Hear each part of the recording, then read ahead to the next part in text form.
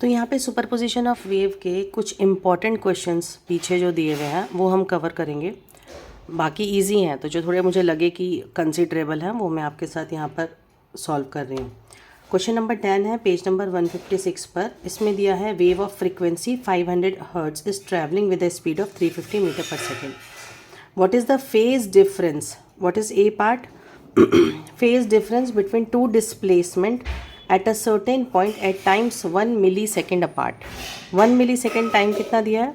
1 millisecond, it means 1 into 10⁻³ second. Okay, और हमको क्या निकालना है? यहाँ पे हमको निकालना है फेज डिफरेंस। तो हमने एक फॉर्मूला पढ़ा थे, दो फॉर्मूला पढ़े थे। Del phi is equal to 2π/t into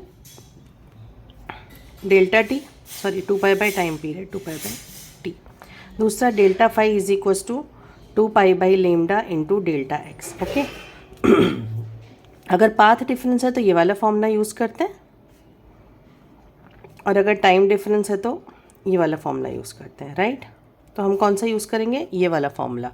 तो यहाँ पे क्या आ जाएगा? Delta phi is equal to 2π/t। अब टी टाइम पीरियड क्या हो जाएगा? What is time period?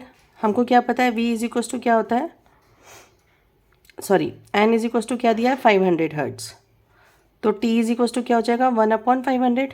तो just put value over here, 2π/1/500 into delta T. Delta T क्या है? 10⁻³ ओके। तो फिर यहाँ पे आंसर क्या आ जाता है? पाई। ठीक है, तो आपका आंसर क्या हो गया? डेल्टा फाई कितना आ गया? Phase difference, that is pi. Now B part. B में क्या दिया? What will be the smallest distance between two points which are 45 degree out of phase. 45 degree out of phase का क्या मतलब हुआ? आपको डेल्टा फाई दिया है, डेल्टा फाई कितना दिया है? π/4। ये कितना होता है? 45 डिग्री। ओके, ठीक है।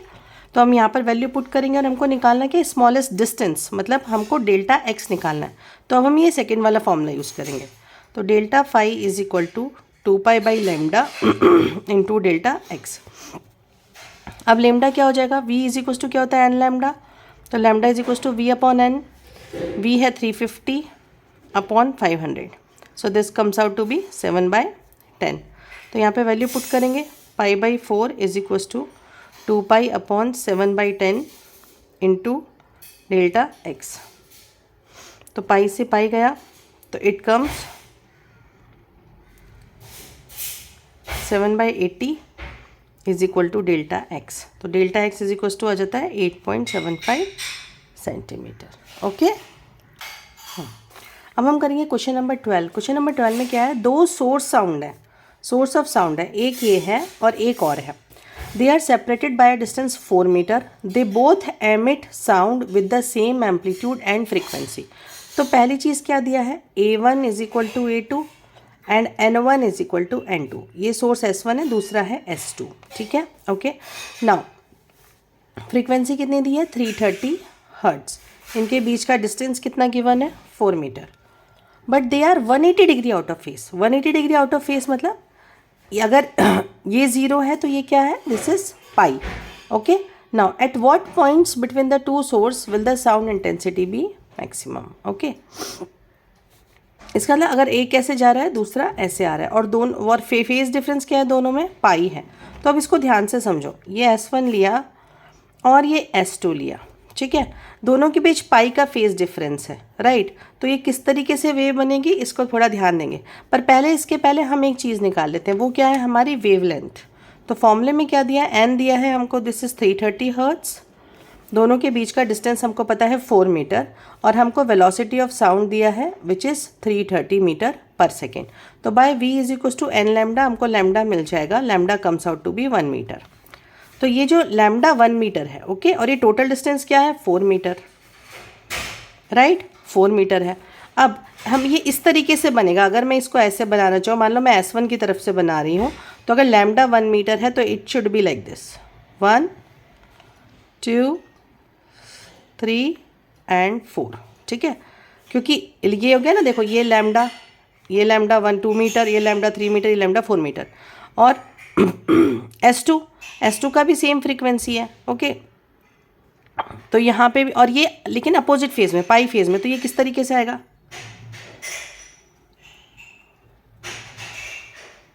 This will come like this. आ रहा है समझ में? अब यहाँ पे मैक्सिमम इंटेंसिटी कहाँ होगी? जहाँ जहाँ पे भी एंटी नोड बन रहा है वो मैक्सिमम होगा, ठीक है, यहाँ पर मैक्सिमम होगा। अब ये पूछ रहे हैं कि आपका, हमको इसकी पोजीशन पता लगानी है, राइट। तो अब हम कहाँ से निकालेंगे? देखो इसमें हमको सेंटर से फाइंड आउट करेंगे। ये टोटल 8 है, 1 2 3 4, ओके। तो I just draw a line over here. तो अगर मैं सेंटर से देखूंगी तो हमारा नोड टू नोड डिस्टेंस कितना होता है? λ/2। तो नोड टू एंटी नोड कितना हुआ? λ/4, यानी ये कितना हो गया? प्लस λ/4, ठीक है। और ये कितना हो गया? प्लस 3 λ/4। ये कितना हो गया? प्लस 5 λ/4। और ये कितना हो गया? प्लस 7 λ/4, ठीक है, ओके। अब ये वाला कितना होगा? This is minus λ/4, this is minus 3 λ/4, this is minus 5 λ/4 and this is minus 7 λ/4। अब लैम्डा की वैल्यू कितनी है? 1 मीटर। तो λ/4 कितना हो गया? 0.25 मीटर। 3 λ/4 कितना हो गया? 0.75 मीटर। 5 λ/4 कितना हो गया? 1.25 मीटर। 7 λ/4 कितना हो गया? This is 1.75 metre. अब ये सारी, ये बेसिकली प्लस माइनस हो जाएंगी क्योंकि ये दोनों साइड है, ठीक है। आया समझ में? और ये कहाँ से है? From the centre. तो ये मैक्सिमम इंटेंसिटी की पोजीशंस हो गई। क्लियर हो गया? समझ आ गया अच्छे से?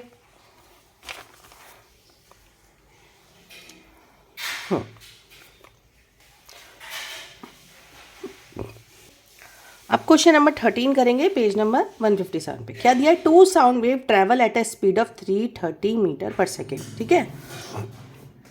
दोनों की जो स्पीड है वो है 330। v1 is equal to v2 is equal to 330 metre per second. If their frequencies are also identical, यानी n1 is equal to n2 कितना दिया है? 540 hertz. What will be the phase difference between the waves at points 3.5 metre. अब मान लो हमने S1 लिया, इससे 3.5 metre from one source and 3 metre from other source if the sources are in phase. अगर सोर्सेज फेज में है तो हम ऐसे मान सकते हैं, राइट। S2 सोर्सेज फेज में है, ठीक है। तो ये हो गया 3 मीटर, ये हो गया 3.5 मीटर। तो दोनों के बीच का पाथ डिफरेंस कितना आ रहा है? Delta x. This is 0.5 metre. अब पूछा क्या है इन्होंने यहाँ पे? Phase difference. तो फार्मूला क्या है? Delta phi is equal to 2π/λ∆x। Lambda क्या हो जाएगा? v is equal to n lambda से लैम्डा हो जाएगा v/n। It means 330/540, right. तो यहाँ पे कितना आ जाएगा? 2π/λ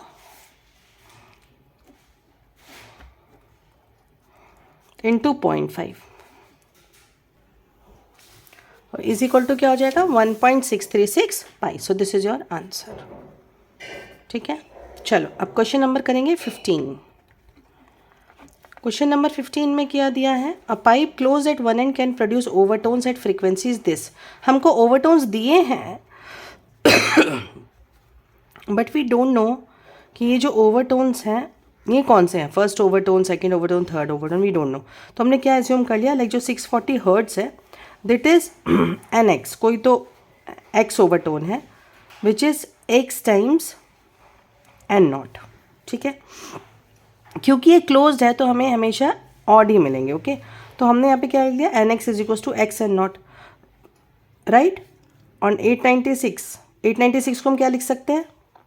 N y is equal to, अब ये कंटिन्यूस है, लाइक 640 देन 896, तो ये जो है ये +2 होते जाएंगे। तो क्या लिख सकते? X plus 2 N nought. ऐसा मैं क्यों लिख रही हूँ? क्योंकि जो क्लोज एंड होता है उसके अंदर किस तरीके से आते हैं? n1 is equal to 3 N naught, n2 is equal to 5 N not. तो +2 होते जाते हैं। तो I can write it like this. तो now I am taking the 2, this is first and this is second.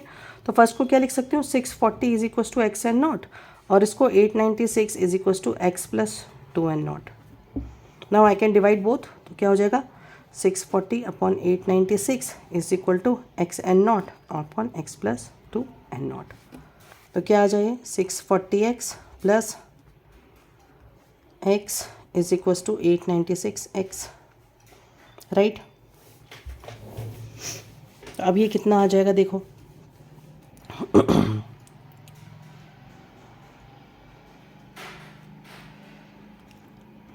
Okay, तो ये कितना आ जाएगा 1280 इज इक्वस टू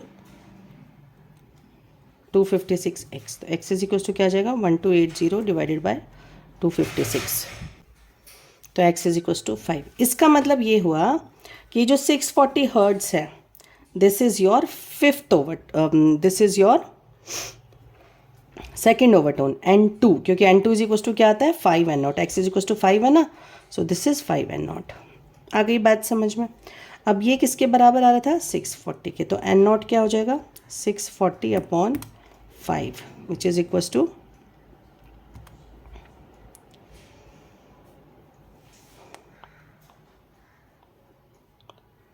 128 हर्ट्ज। आ गया समझ में, अच्छे से क्लियर हो गया।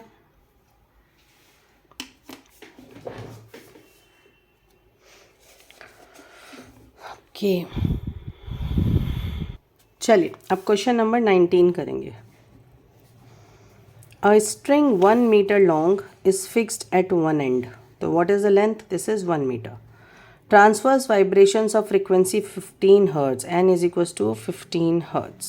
Okay, now are impose at free end, free end यानी ये ऐसा है और ये फ्री एंड है, right. Now, due to this, a stationary wave with 4 complete loops is produced on the string. Find the speed of the progressive wave which produces the stationary wave. Okay. अब ये free end है, free end है यानी यहाँ पर तो anti node ही बनना है, और उन्होंने बोला 4 कंप्लीट लूप्स बन रहे हैं, तो पहले एक काम करो 4 कंप्लीट लूप्स बना लो, 3 4, और एक ये ओपन बनेगा, एंटी नोड बनेगा ना वहाँ पे। ओके, अब एक कंप्लीट लूप कितना होता है λ/2, और ये नोड टू एंटी नोड क्या हो जाएगा, दिस इज λ/4। अब देखो ये टोटल कितने λ/2 आ रहे हैं, दिस इज 4 λ/2, तो टोटल लेंथ कितना हो गया स्ट्रिंग का 4 λ/2 plus λ/4 is equal to 1 metre. आया समझ में। ये 2 टाइम्स गया, this is 9 λ/4 is equal to 1, तो लैम्डा इज इक्वल टू क्या आ गया 4/9, correct.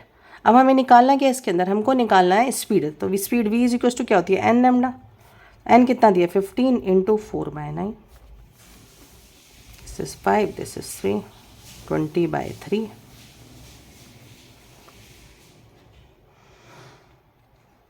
This is 6.67 metre per second. आया समझ में, अच्छे से क्लियर हुआ, राइट। अब नेक्स्ट क्वेश्चन देखते हैं which is also important and थोड़ा सा डिफरेंट भी है। Question number 21, page number 157। 8 tuning fork है, तो मैंने मान दिया 1 2, तो 8 ट्यूनिंग फॉर्क, 1 2 3 4 5 6 7 8। अब सपोज करो इसकी फ्रिक्वेंसी है n, ठीक है। अब इन्होंने क्या बोला कि इनकी फ्रिक्वेंसी इंक्रीज हो रही है, मतलब अगर मैं इसको n0 ले लूँ और इसको n1 ले लूँ और इसको n8 ले लूँ, तो n8 की जो है फ्रिक्वेंसी दिस इज मैक्सिमम, और अगर हमें पता है फॉर्मूला क्या होता है n is equals to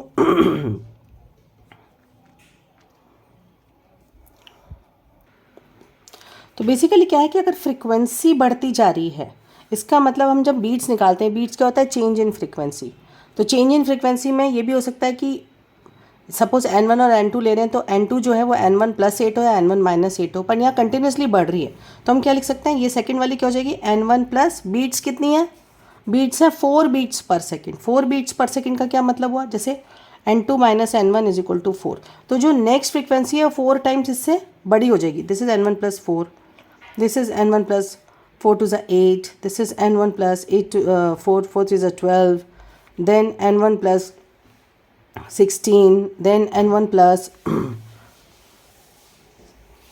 20, then n1 plus 24, and then n1 plus 28।